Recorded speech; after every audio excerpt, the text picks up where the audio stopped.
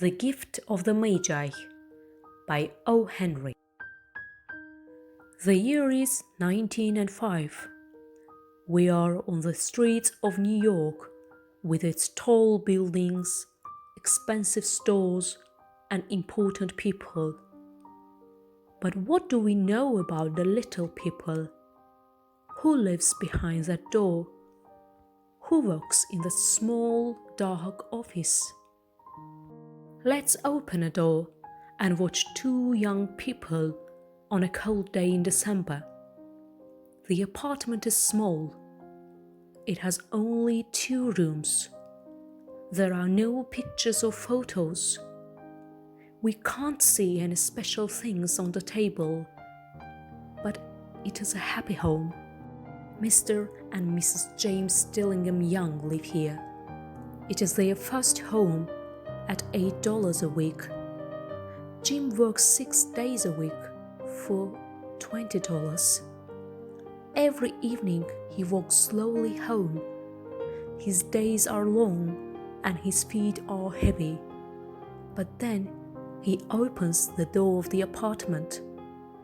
There is Mrs. Young, his Della. She is the light in his dark days. She has food on the table for him, and she looks at him with her beautiful brown eyes. Jim always smiles. He is a happy man in his apartment with Della, and she is happy too. This afternoon, we can see Della in the apartment. Jim is at work. Della puts her money on the table. She has $1.87, and tomorrow is Christmas. How can I buy a special Christmas gift for Jim with $1.87? What am I going to do? She thinks. Della walks across her kitchen. What can I buy for Jim? Della looks at the window. She can see her unhappy face in it. She looks at her long, beautiful hair. Jim always says, "I like to see your hair every morning in the sun. At work, I think about your hair." Mr. and Mrs. James D. Young have 2 special things: Della's hair and Jim's gold watch. The watch was a gift from Jim's father, and Jim always has it with him. Sometimes Della says, "Excuse me, Mr. Young, what time is it?" Then Jim smiles and he takes the gold watch from his coat.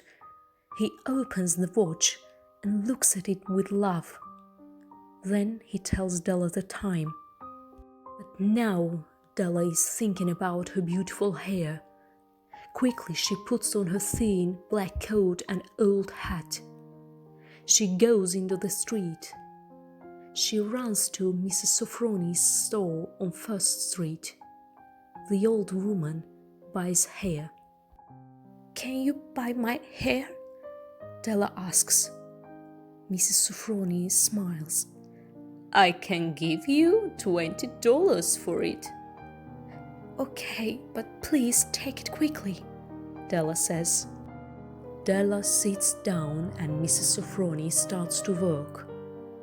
Della doesn't look at her hair on the floor. At 3 o'clock, she takes the $20 from the woman and puts on her hat.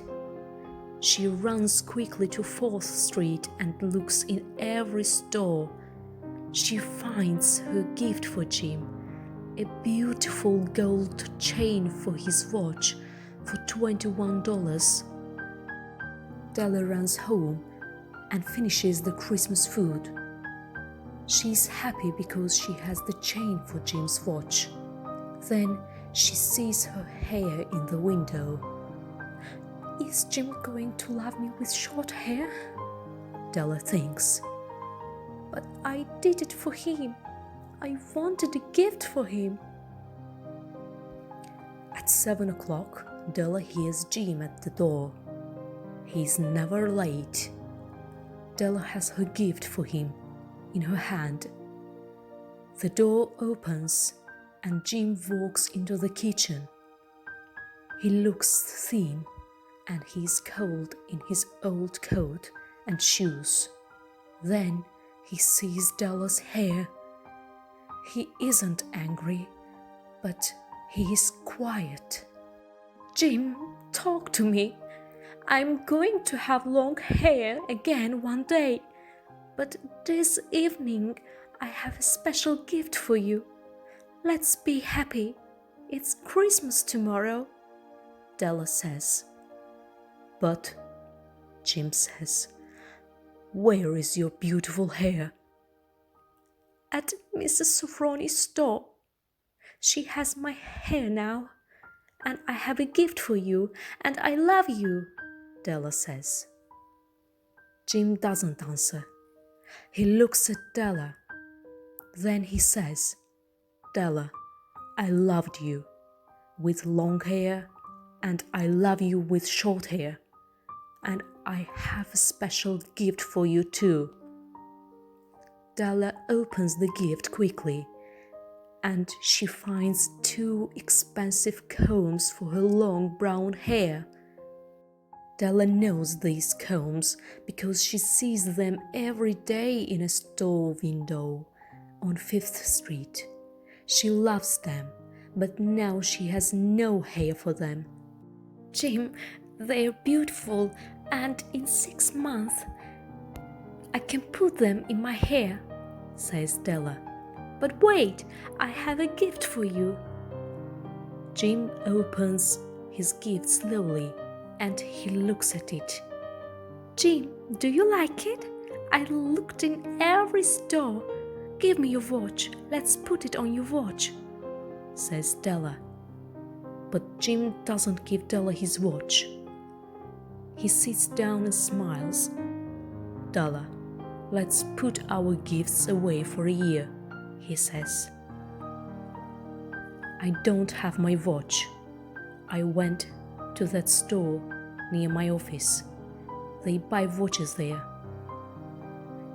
You can see my watch in their window now, and you have the combs. That's the end of our story. Now they are going to have a happy Christmas.